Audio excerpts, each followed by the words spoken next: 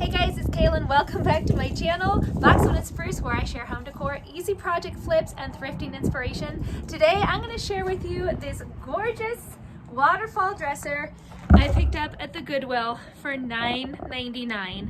Such a great deal. It's in beautiful condition, all the original hardware.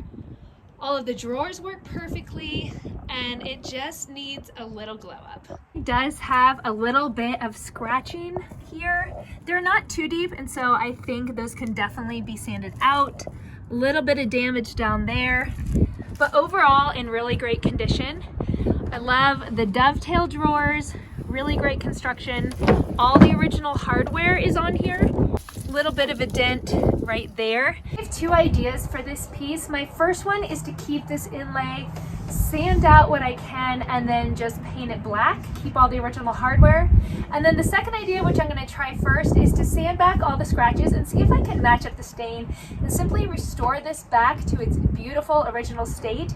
I think it would look gorgeous in a moody bedroom, like a dark green or a dark blue. So first things first, we're going to get sanding.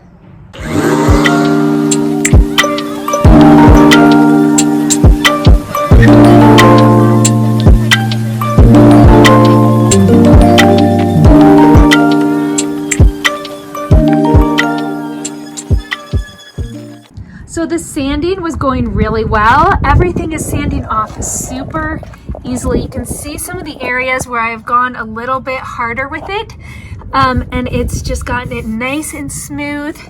There are a couple gouges down here, one here, which is almost completely sanded out. So I'm going to keep going with this. It's sanding out really nicely. I am using a 220 grit sandpaper on my Orbital Sander, and I'm just going to kind of take it around and hit some more of the spots where it's fairly scratched up, and then determine what our next step's going to be.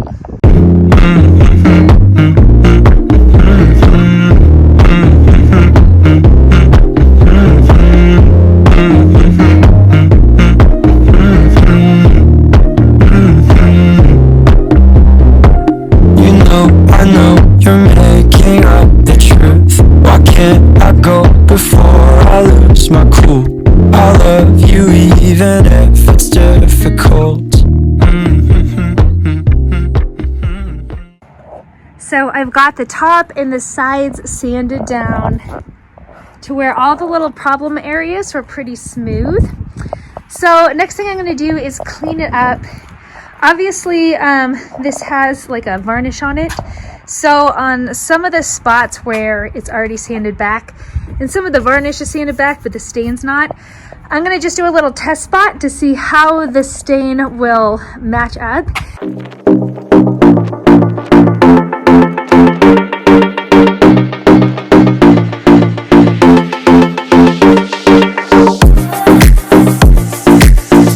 I had 3 different stains for Minwax on hand that I wanted to try.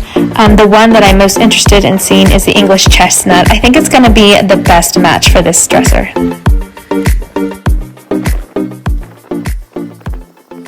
Okay, so here's the plan. The color is a pretty decent match. You can obviously tell where I've sanded more and where the varnish is still on versus where it's sanded back less. However, I did also take the color to these little creases just to kind of clean it up a little bit. You still have a little bit of this, but I kind of like that patina, to be honest. I don't necessarily need it to be back to pristine, perfect condition. I think some of this variation in the detail is actually quite beautiful. And so I am going to take all the hardware off.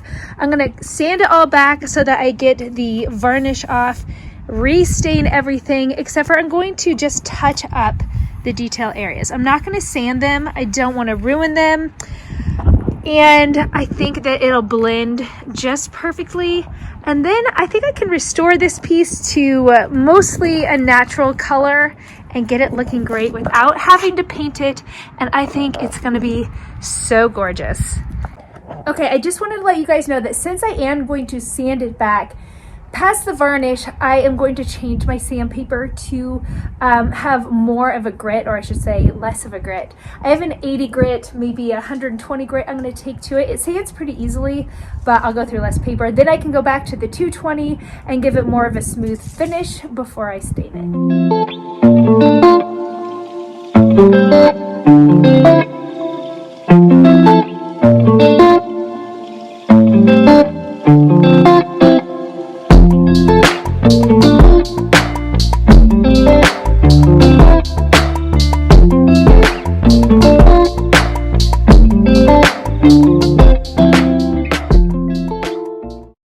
Okay, so that was pretty quick and easy. I just took my 80 grit sandpaper and I sanded back down to all the natural wood. And now I'm gonna change to a 220 while I have it on the side and just work my way up to a finer grit to get this back to a soft wood that's ready and prepped for staining. Okay, so I've moved inside. It's a little warmer. I've got it all sanded down. Did have a little chip in the veneer. Unfortunately, the sander grabbed it, so we'll have to see how that finishes up. But the rest of it finished up really beautifully. So we'll see. Because it's veneer, even though this was stained before, this side is different from the top. So I'm just going to see how it stains really quick. And if I don't like how it's staining up, then I am going to go ahead and just paint it. I already have a nice smooth surface to do so, and it's all prepped. So either way, the sanding needed to happen. And let's see how it turns out. So again, I'm using Minwax English Chestnut.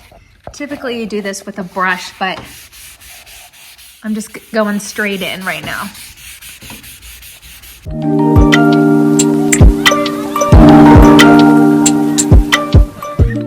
Okay, so I've applied the first coat of stain. It's slightly blotchy in places, but I'll tell you, it looks far blotchier on camera than it does in real life. It looks pretty in real life. There is a blotchy spot here. I'm gonna see if I can feather that out, but like I said, I'm gonna keep going, see how it turns out, and then we can always paint it if needed. The top, however, is staining up so beautifully. I'm gonna keep working on it. I don't want it to sit too long, but the top looks gorgeous and is such a great match to what it blends into, to where I didn't sand it. So I am loving the top. And so far, so good. So now I'm getting to some of these areas where it's just a little bit more chipped up on the side. And so I'm gonna go in with a small paintbrush and just get some of my stain and use this to really pinpoint some of these areas. And this stain just, I mean, I wouldn't even be surprised if this is the same color they used forever ago on this piece, because it's just such a great match. So this little brush just gets in great to all these little crevices and just blends it out effortlessly. So then I can come back and then just wipe it, and then it looks all better. So I'm gonna go through and do that to the rest of these and kind of just some of the fine details down here, and we'll get them all cleaned up. Okay, back day 2 on this dresser. I sanded everything yesterday and I stained everything yesterday. The sides ended up being a little bit blotchy, which sometimes can happen, especially if you encounter like a veneer, and you can't sand veneer very much, first of all. So if you go a little bit heavy-handed on one spot and less on another, then sometimes you can get unevenness throughout the wood, and you don't always see it, unfortunately, until you put a stain on it. So when I put the stain on, it's not horrible, but there's a little bit of blotchiness.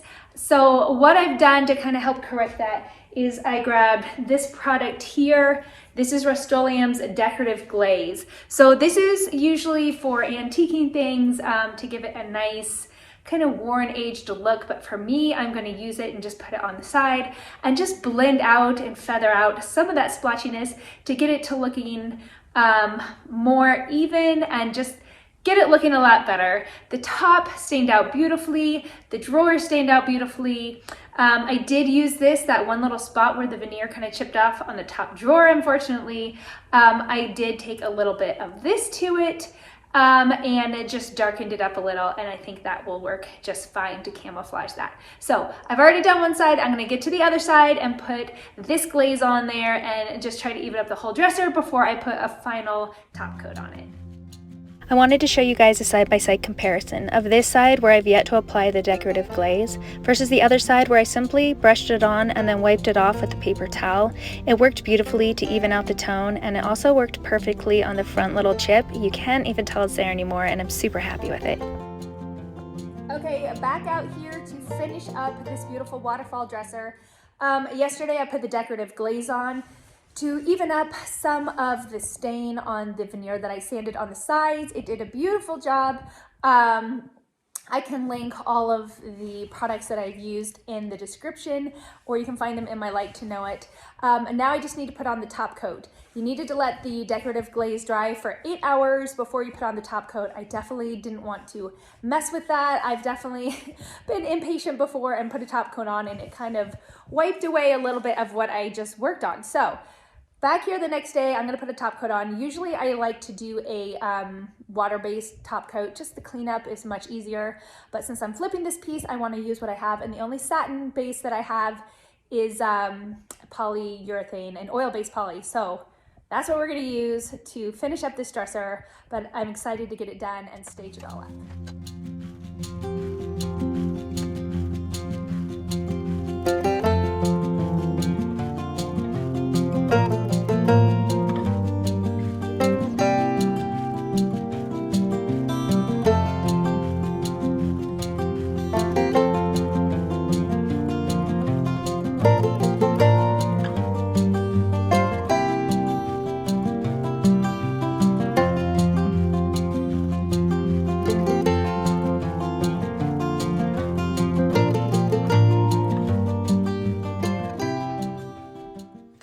All right, he's finally all finished up. I absolutely love how stunning this piece turned out. I've staged it in my husband's office because of course it's moody and handsome, and I wish it could stay in here, but he doesn't need a dresser in the middle of his office. So I've posted this for sale. Again, I bought it for $10 and posted on Facebook Marketplace for $325. After just a day, I received an offer for $300, which I gladly accepted, and I sent this beauty off to its new home. I'm not in a wind tunnel in the beginning of my video.